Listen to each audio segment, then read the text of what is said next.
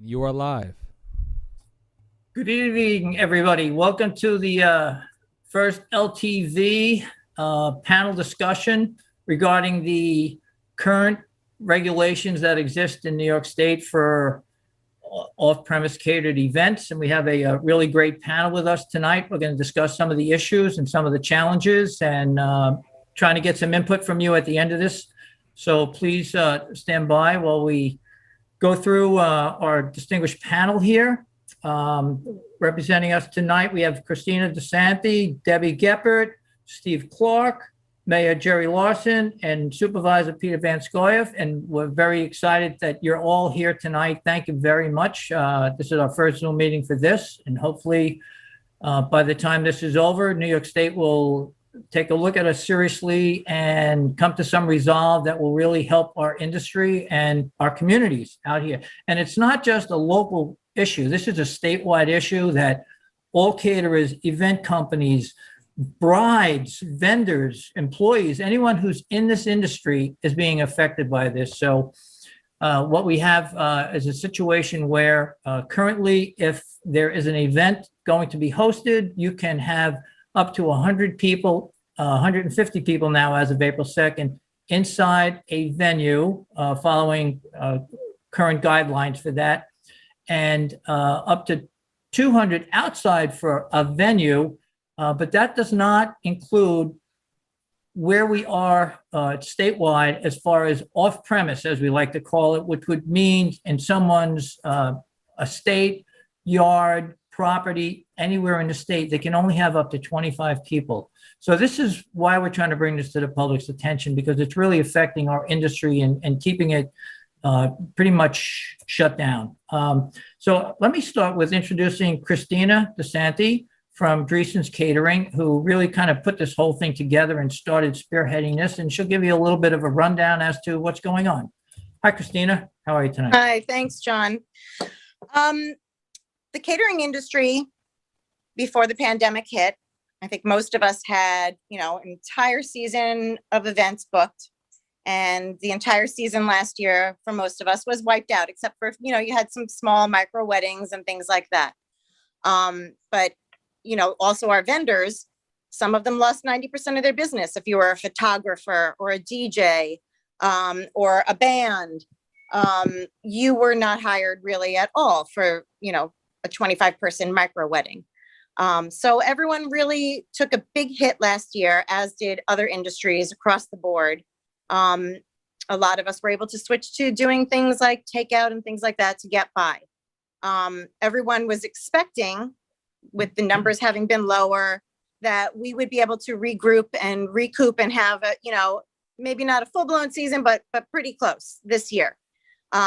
When we saw that the venues sued New York State and were now able to, produce a wedding, I think most of us just assumed that, okay, weddings are on and events are on. And then as the season got closer and we realized they're not raising the limit for off-premise catering at a residence above 25, that's a deal breaker for many of us in this industry. So a number of us, everyone was, what do we do? What do we do? So a number of us did get together. I drafted a letter to Fred Thiel, who is our local assemblyman and has always, I found, been very helpful. Right. And a lot of us signed on to it, and he was able to, between him and then taking it to these supervisors and mayors, I think every mayor and town supervisor on the East End basically signed on to supporting us with Albany to say, you need to do something here. And the laws are capricious. You have one set of guidelines for venues, and for us, where we're really doing the same thing, and actually we're doing it almost exclusively outside during the summer. It's just as safe for you to have something catered outdoors by permitted, licensed caterer. So we were able to speak to Albany they have contacted us, and we are, kind of working back and forth on it. But if we are not able to raise the mass gathering limit for residential events, this is a serious situation for the entire East End economy, because off-premises caterers represent a very large industry, because it is not just us, it's the florists and the musicians and even the valet parking and the luxury portable restrooms. And I'm talking about some of the larger events, but even some of the smaller events, they do tend to have these things. So one of the things that we talked about also was that we asked them to try to treat us with the same guidelines as venue catering, because I started making a list of things that you can do in New York State this summer. You can host up to 500 guests outdoors. Testing will be required over 200 at a venue. You can go to Splish Splash. You can go to Adventureland. You can go to the Long Island Game Farm. You can go indoors to Jake's 58 Casino. You can eat outdoors at a restaurant with 75 to 100 strangers, depending on that restaurant's capacity. You can attend an indoor movie with up to 50 people. You can vote in person inside in May for your local school budget. You can fly on 100% full capacity airplane, which I just did, with no social distancing whatsoever. But the only thing that you really can't do right now in New York State is have more than 25 people at your private residence in your backyard for any event, whether it's catered or not catered. So if you are, we talk a lot about the big events and the weddings and the benefits. Many of us do that almost exclusively. Many of us do a handful of those a year and do some smaller events. Many of us in the industry focus on clam bakes. So it's a very diverse industry, and we all sort of have our own little niche. But we're talking about, for the average resident, that this means no graduation party above 25 people, no family reunions and barbecues, no bridal showers, no post-wedding brunches, no rehearsal dinners over 25 people. And this is, a lot of these events typically do take place in a backyard.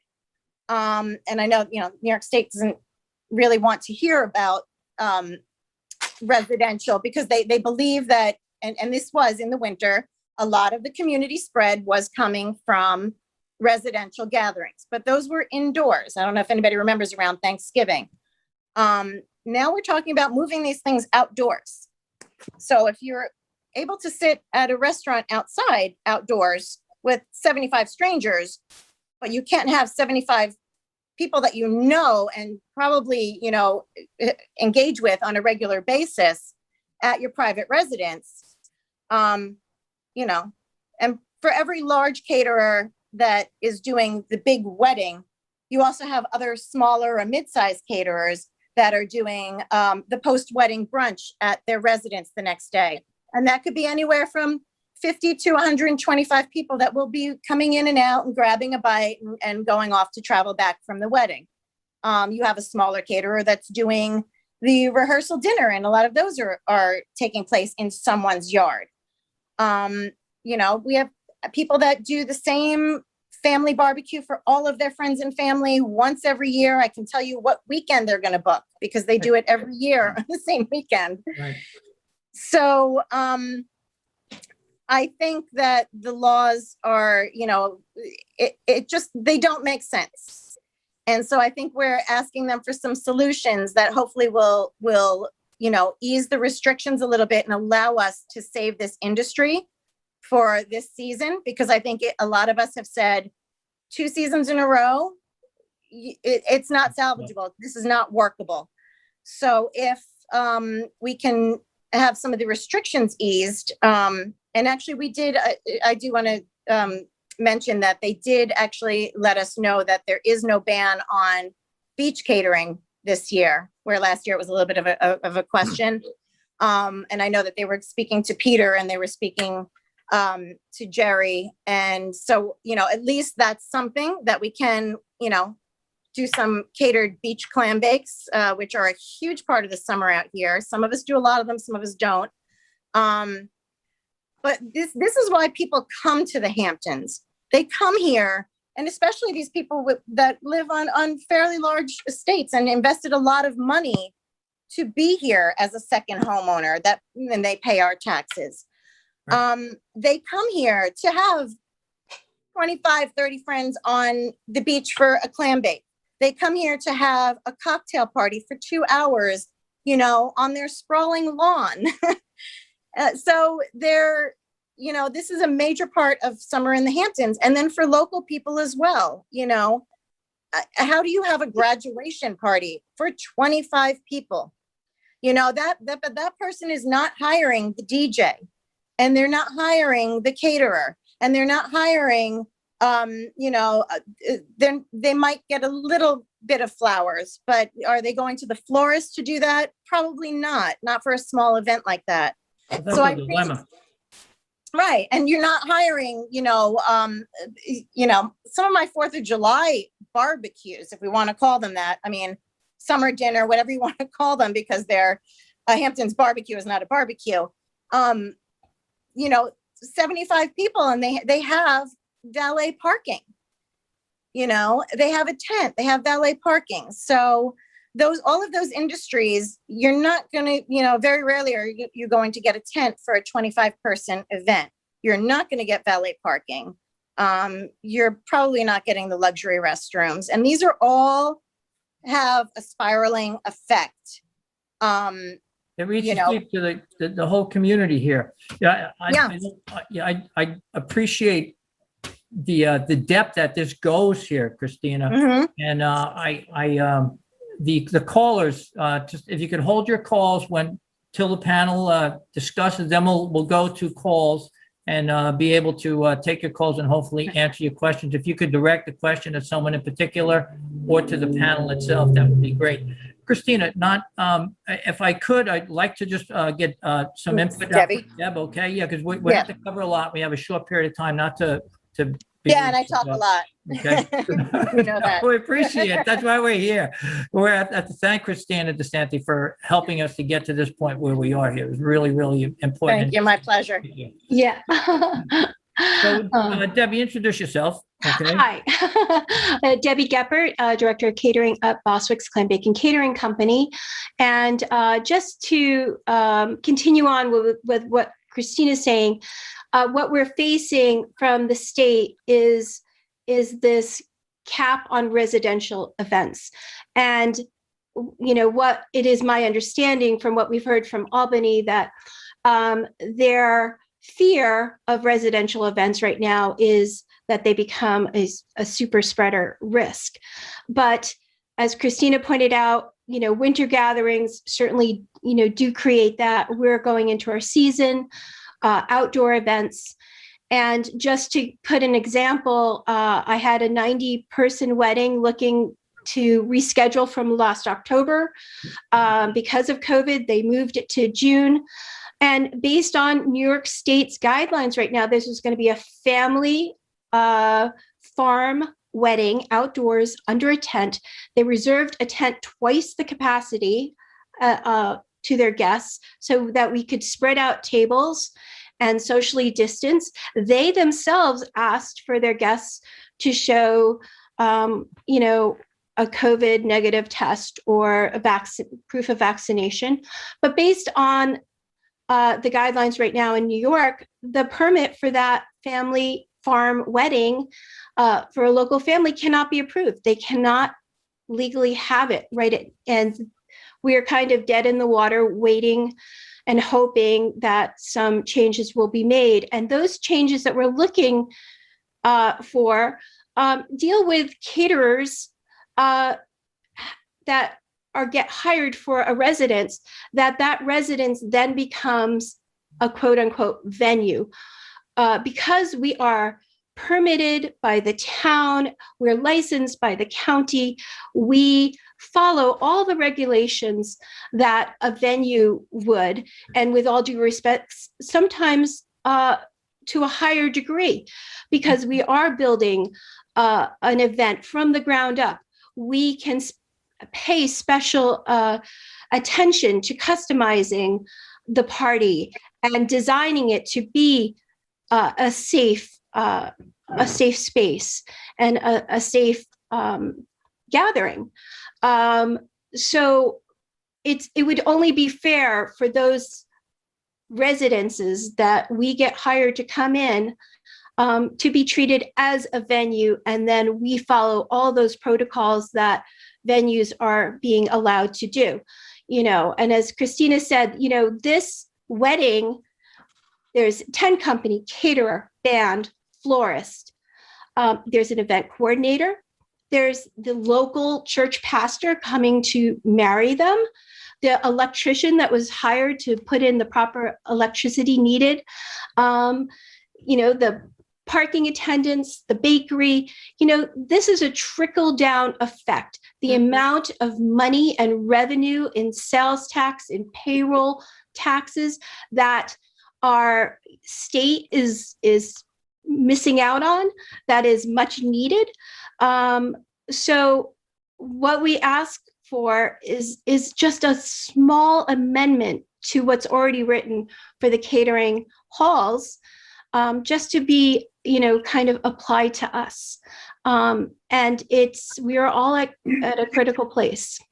Thanks, Deb. Thank you very much. And mentioning a little bit further, the staff that is not employed, bartenders, waiters, kitchen staff, who are not able to work because of this and for quite some time. Thank you, Deb. Next, I'd like to go to Steve Clark from owner of Sperry Tent Company out here. Steve, how are you tonight? I'm doing great, John. Thanks a lot for having me. I want to thank everybody for being on the call and everybody at home listening. There's just a couple of important things. I think Debbie and Christina also hit on it, as did you, John, which is really, we're not asking for any laws or codes to be rewritten. We're just asking to be included with the same guidelines that are currently being allowed in venues. And I think the important thing, and obviously everything I do is outside, is recognizing that all the events that we're doing happen outside. They're happening in double occupancy. We also are required to keep 50% of the tent open with sidewalls, so you have a lot of airflow. And most of our tents have ceilings between 20 and 27 feet tall. Airflow happening inside this big open space. And we know from doing a lot of micro weddings last year and all the events that safely happened when we could only have 50 guests, that those were safe events, and we didn't have issues with ever hearing about COVID spread after the events. We know that primarily COVID spreads indoors, as witnessed by what happened at North Fork Country Club, by witness to what happened at Thanksgiving and Christmas. And the outdoor events overall have proven to be much, much safer. In addition, John, I thought on our call with New York State Department of Health last week, you did a great job at explaining how professional caterers are managed typical event situations from a public safety perspective, not only with how food is prepared, with how your staff is serving food. They're all masked. We'll all be vaccinated this summer. Everybody attending events, working events will most likely be vaccinated. So from my perspective, the most important thing is the sense of urgency for updating the code to simply include professionally managed off-premise caterers and event companies under the same guidelines as commercial venues, but to get that guidance out quickly so that we can all plan for the summer. You can put the policy in place, in early May, but we need the guidance now so that our clients can plan the parties they're trying to do. I currently, just as example of one company, I have 4 mitzvahs, 2 bar mitzvahs and 1 bat mitzvah that are looking to book for May. And I've got 2 weddings that are trying to plan sort of a last minute thing because everything got rescheduled from last fall.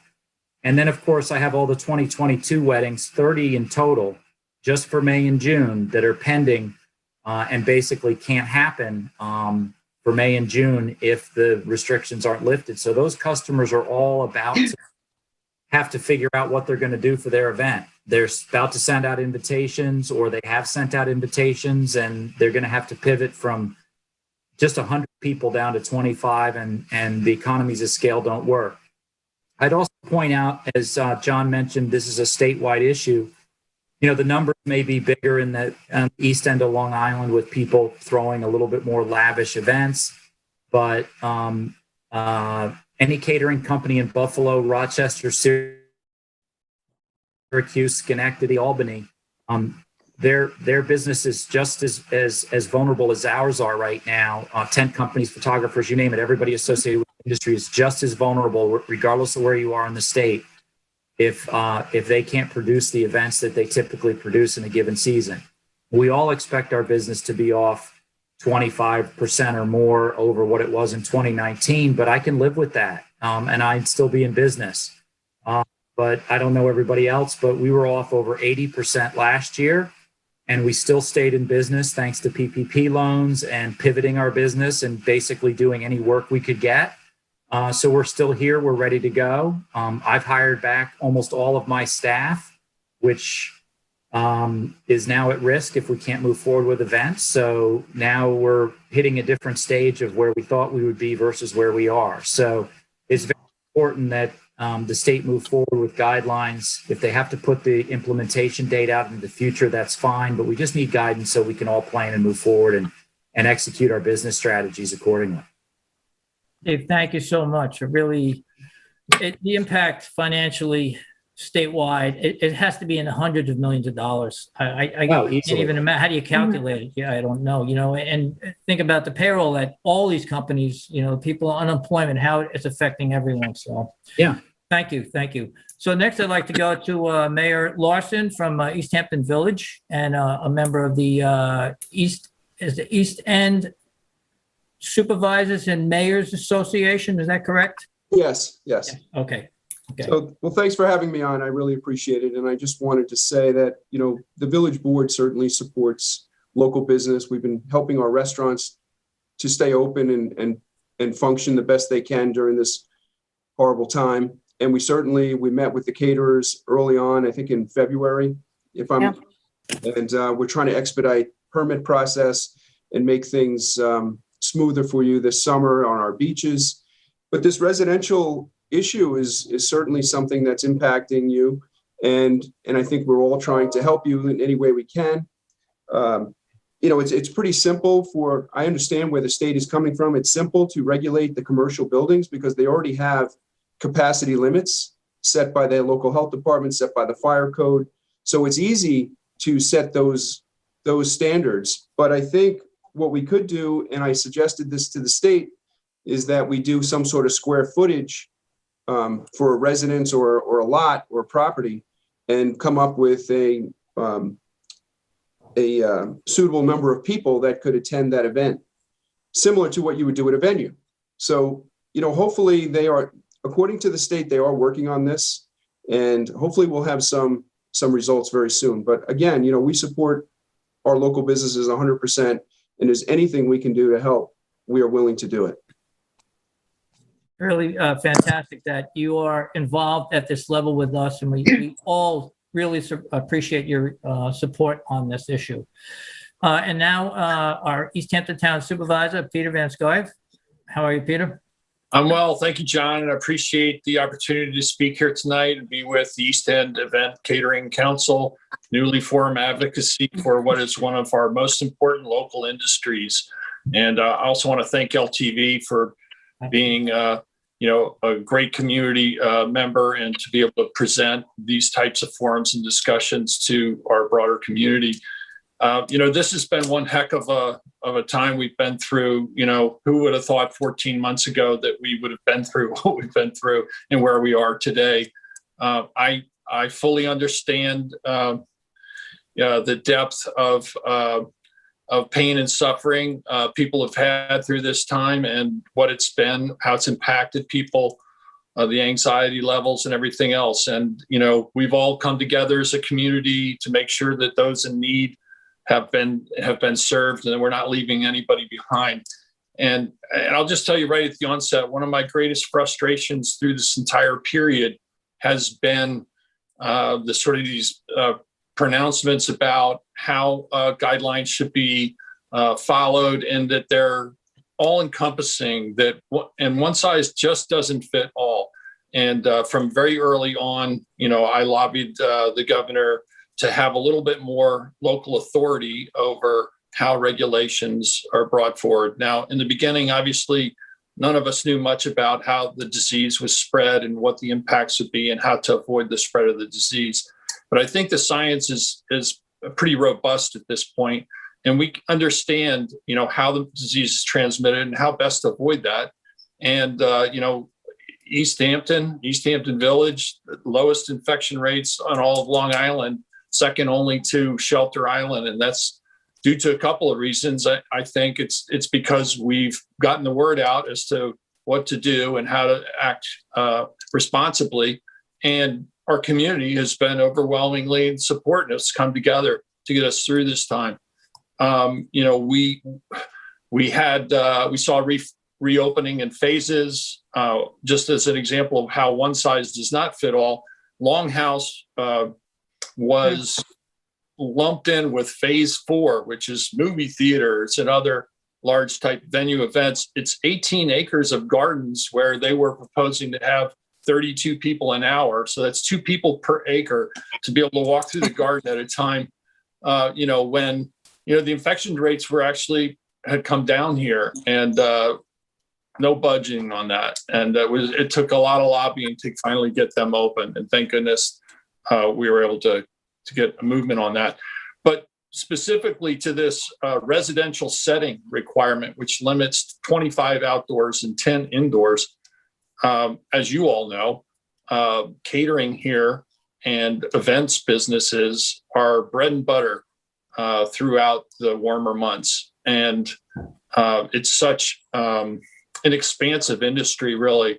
As you alluded to earlier, the catering company might provide food and arrange some of the other things, but you have musicians, you have photographers, florists, parking attendants, DJs, in addition to food, tents, chairs, tables, whatever's needed, other forms of entertainment. And that all has a ripple effect through our economy. And as you all know, many of the people who staff those events absolutely rely on that additional income to supplement maybe jobs that they have during the week. We all know how difficult it is to survive out here. And, that's how people are getting their kids through college. That's how they're making mortgage payments. It's just absolutely critical. College kids coming home for summer jobs. It's just so important that we try to get your industry back up and running. We can do it safely. We can do it effectively. One of the suggestions that I've lobbied for, that, if there are concerns about residential settings, if you're hiring a professional caterer, they're the responsible party. We already have special events permits that are required within the town on residential properties if you're having 50 or more people. So there's already a safety valve. There's already a review process. If you have a tent, Steve, you well know, the fire marshal comes and inspects to make sure that and assigns an occupancy for the space. And so, those things are already in place. If we were given a little bit more leeway, we could work together with caterers to make sure that those safety protocols are being followed. Property ownership is not a concern of COVID. COVID doesn't care whether you're a commercial venue or if you're a residential setting. It's how things are operated. And we know you all can operate safely. I've lobbied extensively since the issue came up with both the governor's representatives and county health department in Suffolk County, and have drafted a letter which was signed on by all of my colleagues, supervisors. So there's full support from our local officials. They understand what's going on here and how important it is. And, I think we just need to keep a full court press. I found it very disconcerting to find that the state still hasn't lifted the beach restrictions which prohibit gatherings, even though they've had some They told us that contradictory. they did. They told us Well, that they there's did, and they talked to Jerry, and they told him that it was I lifted. know. So there's contradictory unless they change that other executive order, though. I don't know what I have to rely on. So, again, trying to get them to rescind that initial order. I think it's coming, but they need to know. Yeah, they how said that they urgent. were not having any ban in place that would be coming from them. So maybe it's just a matter of the paperwork hasn't followed. Is that what you're saying? I don't know, honestly. And, I need to follow up because I know that there have been assertions made by them about beaches in particular, but until they actually lift the restrictions, we're concerned about that. I want to see them issue an order or specific guidance. Okay, because Southampton Town is already accepting applications for beach permits in their town for beach parties. Well, Yeah, and I need to see that advice, that guidance, because when I checked today, we still hadn't received anything from them. But that's something we will follow up on. I know how important that is. Yeah. It's along very with the important, other- especially if we're not allowed to work, if we Peter, I don't didn't look see- at 25. Peter, I didn't see the actual order lifted, but I did get a direct email from the state Right. saying that it was okay. So again, I didn't see the actual order lifted, but I did get an email from them directly. Well, we're just one of the things we're trying to do here tonight is to get the clarification that we need so we can all as an industry move forward. We know we have the state working with us. We had a great meeting with them last Wednesday. They were extremely receptive. They thanked us for our time. They're working and taking all our thoughts and our information and the level of the off-premise industry's professionalism, should I say, and that we do have a permitting process that we go through the village and the town, and we have the fire marshals inspecting, and we have the Board of Health overseeing and training us for doing off-premise catering and for cross-contamination and all those things. So I think all those things are coming. I think it was important that we all met tonight. I think that at this point, we'll have to be very aware of the contradictory information coming down and try to clarify everything that we can so everyone is on the same page. Now, Peter, I don't know if you wanted to wrap it up. I'm sorry, but you want to finish where you were, or?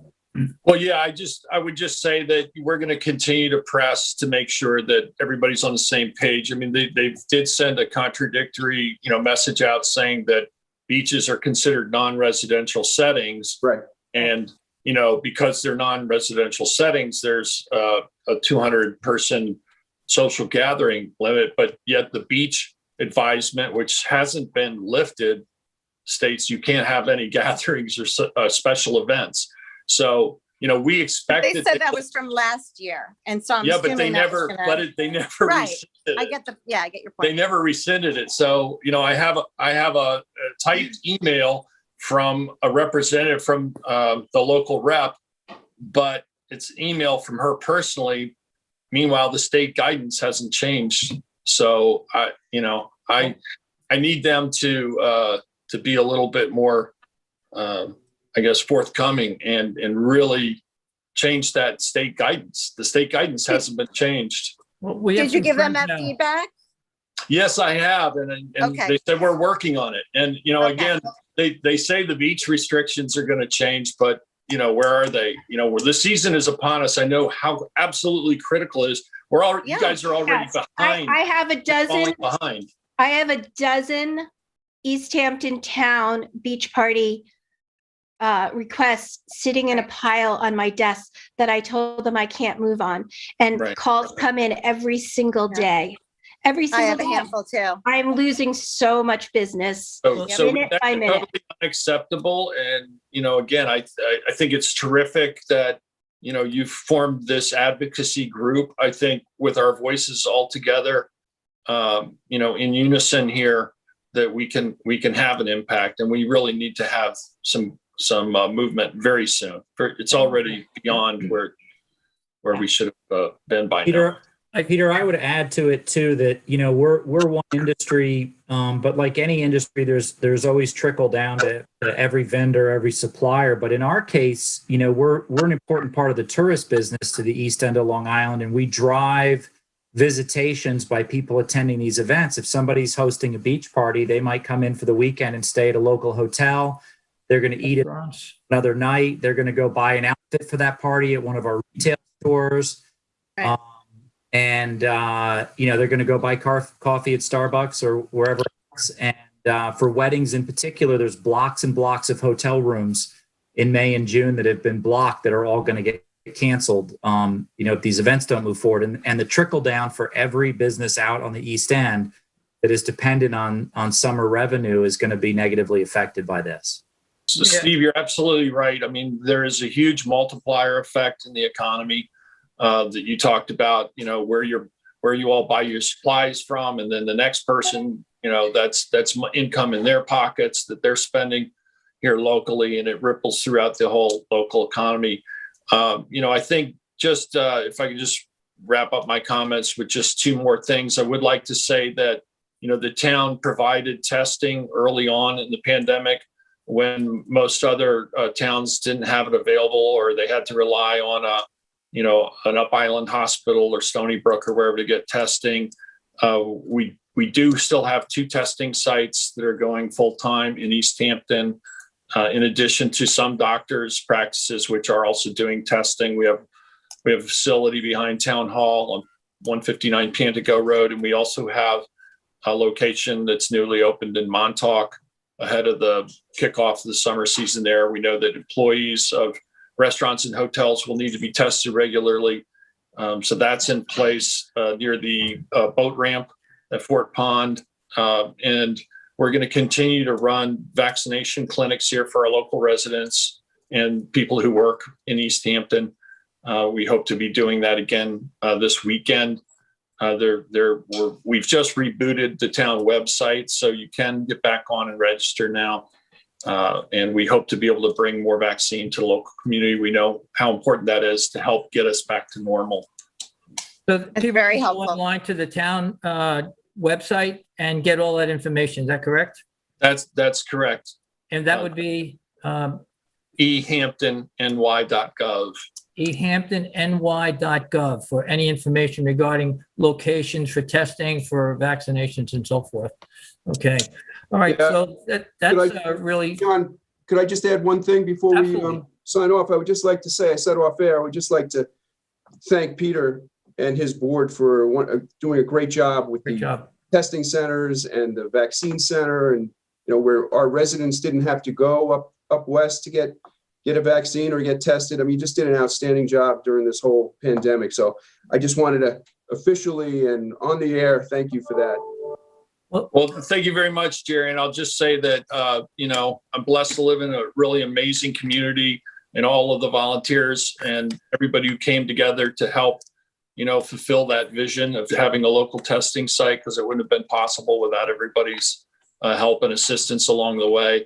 And before I jump off, I just want to thank all of you caterers who I don't think it's really been appreciated to the level that it should be, how much you're involved with charitable organizations, whether it's the Meals on Wheels or, the retreat or Project Most or whatever. I know that you all just give and give to the community here. And that's another impact.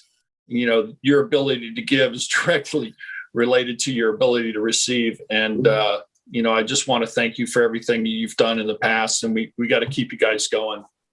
And so that's another impact, all the ancillary work that everyone on here does, because I know how active everyone is in the community. So let me just hang on everybody, just to see if we have any callers out there that might want to have a question for the board. Yes, Does anyone?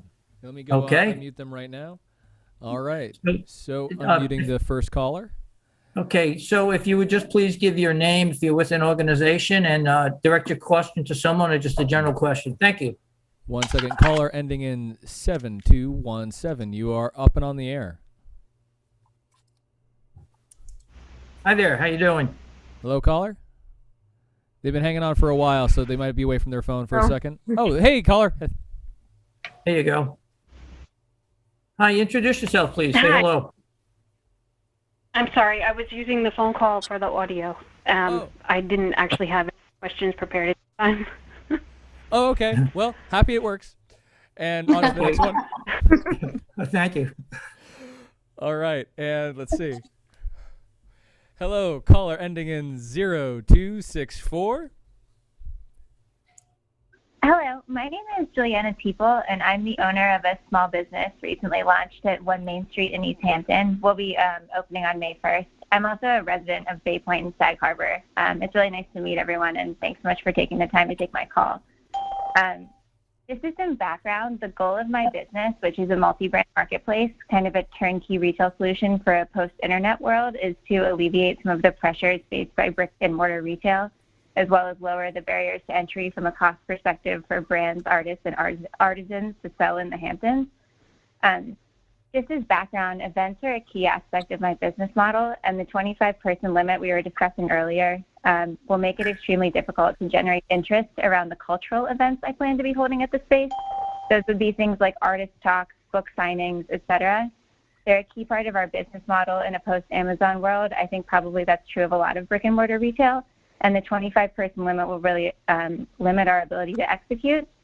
Given vaccination rates in the state are nearing 25%, and I think it's reasonable to assume there may be higher in Suffolk County for some socioeconomic reasons, I'm curious kind of just what markers you're listening to or watching, and kind of as you think through and as you talk about what it would require to kind of let us operate in a more normalized operating environment, what those might look like, just so that I can kind of have an idea of, you know, the timing around when I could plan an event. Thanks so much.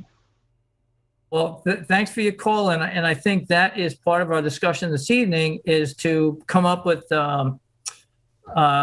I would say, we have direction, but we're trying to work with the state and get them to understand our dilemma and the dilemma that you are now faced in, which is a whole nother area I never thought about. So I really appreciate your call. Anyone else like to comment on that?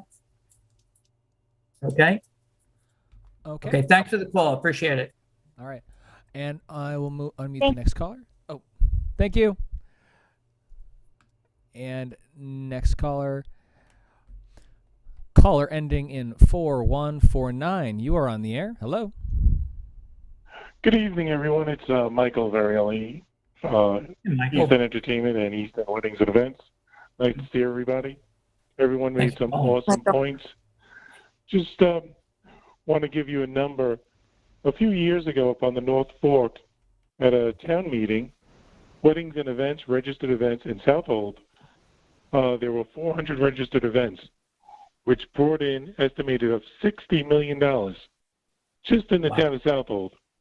Everyone has hit on the impact from the farmers right on through. This is devastating. I don't know if the people in charge can survive on 10% of their salary for 2 years. It's going to be really tough. And the main thing is life, liberty, and the pursuit of happiness. Every single one of the people that serve on the panel, we help serve the community. We all love what we do. And everyone takes tremendous pride, especially out here, working these events, because we love what we do. Going to work. I was a teacher for 20 years. And I'm doing this event industry for 29 years. I love it. I was able to give up teaching to do this. And I guess what everyone said, we're just looking for an equal playing field. Again, thank you, everyone, for taking the time to listen in. Let's roll. We just need a date. Thank you, Michael. Thanks for all your support, Michael, really, because you're out there behind the scenes on this one, and we really appreciate that. You know, and if we look at what Michael just pointed out, we didn't look at before, is all the farmers, like we all buy food from all these farmers and fishermen, and like it's just crazy that they're being impacted too. So go ahead. We have next caller. All right, unmuting the next caller. And caller ending 3711, you're on the air.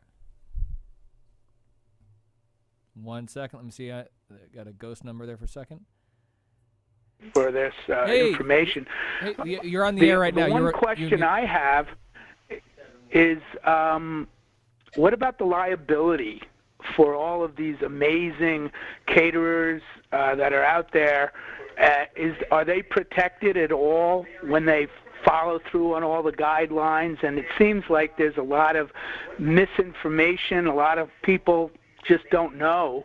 And it seems like the special events industry as a whole is one of the most misunderstood businesses. Think hospitality only means restaurants. Meanwhile, all of the trickle down, it's a $1 trillion business in the United States, but no one's talking about who the COVID police are and what are the liabilities involved with it. Anyone like to take that question? Oh, and caller, could you please mute your TV in the background? We're getting the feedback on you. Okay. Thanks, bud. I'll take a shot at answering. The guidelines, as we are seeing them so far, are making the responsible parties a shared liability between the caterer and the property owner or the person hosting the event. And yes, you're right. It is a lot more liability for everyone involved. I'm sure you can expect that people will be signing waivers when they go to certain events. But we don't really have very much detail on it other than or beyond the responsible parties being shared by the caterer and or the event planner. So my client. My suggestion is to actually, like the dram shop laws, you rely on professionals to do their job. And perhaps there should be a difference between events that are being handled by professionals and people that are not involving with the professionals, because what I'm watching on TV right now are the amazing professionals in this industry, and they're really a filter for everybody to pay attention to all the guidelines. It's their brand on the line. But, so maybe a suggestion is, to make a distinction between hiring somebody to be a professional involved in your event, having a different maybe guideline than somebody who has no clue. Well, what was your name? I didn't get your name. I'm sorry. Caller. It's Jim McManus. Oh, Jim McManus. Jim McManus from Party Rental Ltd. Okay, Jim, we missed the introduction. The largest rental company in the Northeast. So we have another expert on the line here right here today. Yeah, and Jim, also the rental industry is down 99% industry-wide. Our employees went from 1,400 to less than 40, completely devastated as an industry that are supporting the caterers. But, I'm also concerned about the compassion for all the people that are involved and the passion that goes into this. The people that want to do it right are being penalized, and there's no difference. But, I think a tent is a venue.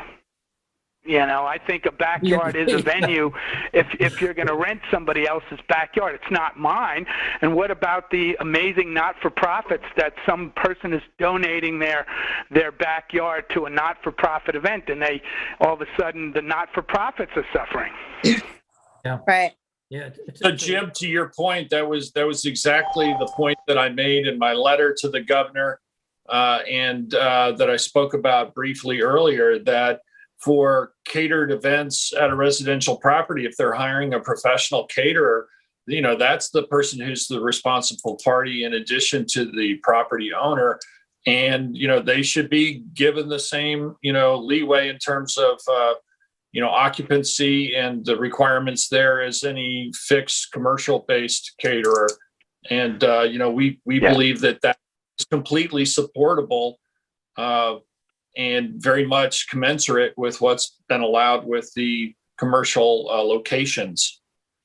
Jim, let me say this too, that I think that part of that, if I make one point, is in the dram shop laws, the legal standard is: are you exercising a reasonable care to protect the people by not over serving drunk people, or all of these things? But it seems like the professionals are the ones that are absolutely the experts, and the ones we already have the food service, food danger zones and health departments, and it seems like there should be a difference between a commercial event and a non-commercial event.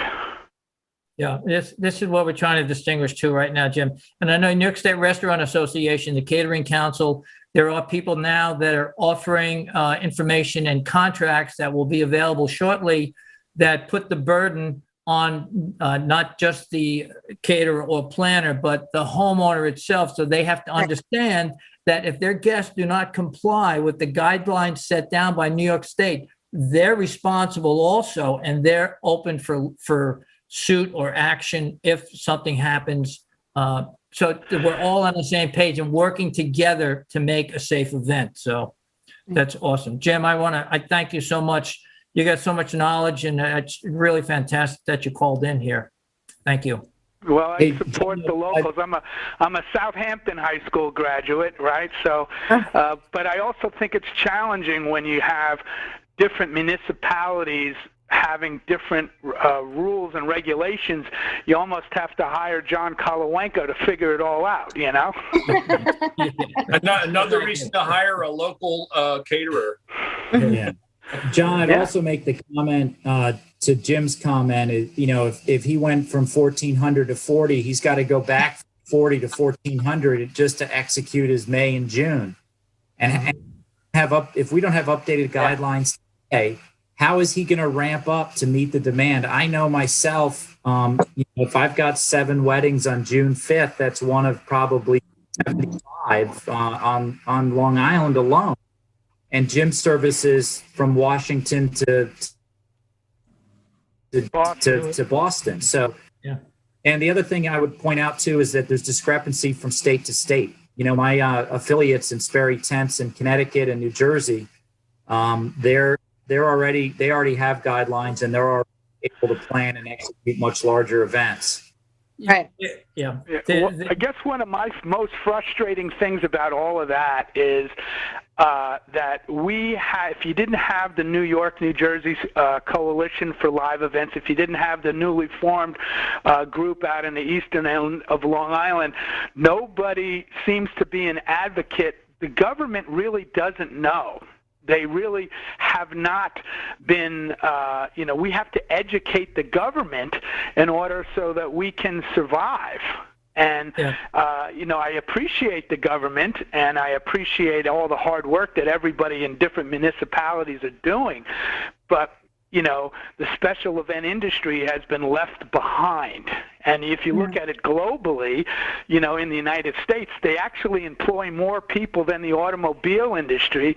They bring in more revenue, but they didn't have too big to fail. We're too little to be noticed. And I think that that's a bigger problem, even though that we may have maybe bigger impact on taxes and everything else. I think that there's the automobile industry employs like 8 million people, and the special event industry employs 12 million people. Somewhere along the line, government has had to be educated about the unintended consequences of their executive actions. And I just think that I'd rather swim at my own risk and then and hopefully let the people that know how to teach other people how to swim, and then I think there also should be government liability protections, because I think that's an unanswered question. Jim, I would love to get you on our next panel discussion. Absolutely. And I don't want to, I love your input. I really do. But I just want to move on. We have 7 minutes left on the show, and I just want to try and get some other opinions. Thank you for all of your efforts. Thank you. Awesome. Thank you, John, Jim. can I make one quick comment? Yes. Throughout the past year, the comment that I've heard, and I think I've spoken to almost every caterer out here, was that everybody felt abandoned and unnoticed. So I take to heart what he said there.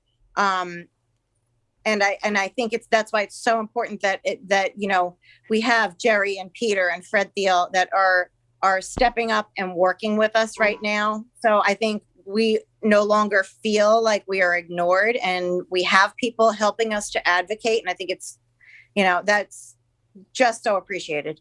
There are other government officials in other counties and countywide, I think, that are listening to us right now. They've all been on our mailing list, so they know what's going on. So. Okay, so can we go to another caller? Yeah, we got one more caller. Give me a second. Okay. And caller ending 5878, you are on the air. Hi, this is Cynthia Battaglia from Distinctive Catering. Cynthia, welcome. How are you? Hi, John. How you doing? Hi, everybody. I always am amazed and want to always thank you for all you're doing for us out here in this respect. And that was my question. Is there something as individual business owners that we can do? I know you're all doing this as a panel, but are there email addresses that we can send our comments to or support you in this process at all? Because we're all in this together. You know that. I mean, you've been working on this since, gosh, probably the winter. And, if I don't have a summer this summer, I don't have a business. And my business was down probably, I'd say, about 95% last year. And this is 30 years in the industry, so it'd be sad to see me go because of COVID. And a lot of us are like that out here. So can we somehow, is there an email? Is there the governor? Do we call them? Do we support you that way? How can we, as individual small businesses, help you as the panel?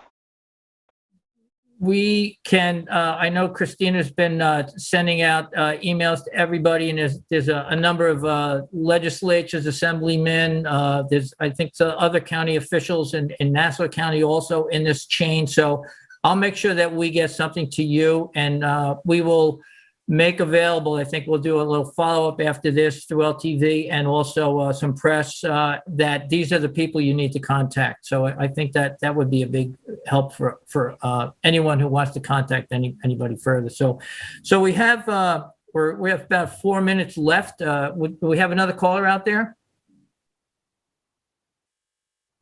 We currently don't have any callers out there. Okay, so how about we do this? Why don't we, if everybody could give a like a 30-second summary, if that's possible, of what do you think direction could be and where we got to go from here. Let's go ahead, Christina. We'll start with you again. 30 seconds. Well, I think one point too that was being made is that we really, even without the liability issue, those of us who have been in this business and have established reputations, we care. We follow the rules. We take this seriously. So, like we have our name on permits. We know that the ramifications, because we're operating legally, they know where we are. They're going to come and take your permit. You're going to get fines. If you do a beach party and you leave that bonfire, you cover it up and you don't follow those rules, they know where you are. They're going to track you down. Okay, so I think all of us are professional and take it seriously. And great. Not to cut you off, but I want to get everybody in here. Debbie, go ahead. Get 30 seconds. I feel like we're asking for a very small amendment to the guidelines that are in place to include off-premise caterers that permitted and licensed event specialists to treat the residences that hire us as a venue. It's a small, it's a line. It's a line in the guidelines. That's it. Thank you. Steve? No audio. Audio on Steve? Yeah. There you go. Go ahead. Final feedback on that. That's my fault. My final feedback would be just the sense of urgency that we don't have any more time to wait to get this updated guidance in to support the industry. And I'd also like to point out that as devastated as our businesses are going to be, we also have clients who have invested a tremendous amount of their own funds in hosting events and postponing weddings and everything else. And there's both a financial and also a major emotional cost to these families that now can't celebrate a wedding or a mitzvah. And and they're wondering what they can do also. So we have clients that are hurting. We have business vendors that rely on us. So there is a tremendous sense of urgency for getting clarity on what we're going to be able to produce in the coming weeks. Great. Jason, can we go over 1 minute? We okay? Okay. Jerry, go ahead. Well, I just want to again thank you for having me, and I just again want to reiterate that we support your industry 100%, and all of you local people are so important to us, and we're going to keep asking the governor to change the rules, and hopefully we can get this done before summer comes. And again, thank you. Thank you for being here, really. And Peter?